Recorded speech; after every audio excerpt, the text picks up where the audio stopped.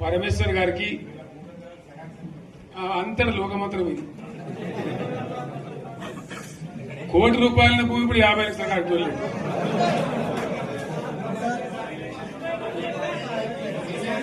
ఈ ఒక్కని బాధ ఒక ఆయన వచ్చింది, మన ఒక ఆయన ఒక 10 మంది వచ్చారు హైదరాబాద్కి. అందులోకి 2 ముస్లిం సోదరులు వచ్చారు. साहब सो तबाह हो गया, इफलासी मुफलसी बच्चे क्या दबे होगा तुम्हारा क्या हुआ बहन, तुम्हारा क्या हुआ, तुम हैदराबाद में तुम लोग हैं. मेरा कारोबार है साहब, मेरा छोटा मोटा कारोबार है, होटल भी है, 70% गिर गया है.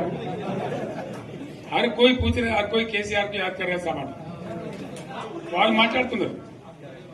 ఎక్కడ ప్రతి ఒక్కరు భూముల ధరలు పోయినాయి, మన్ను పోయినాయి, మసాలా అన్ని పోయినాయి.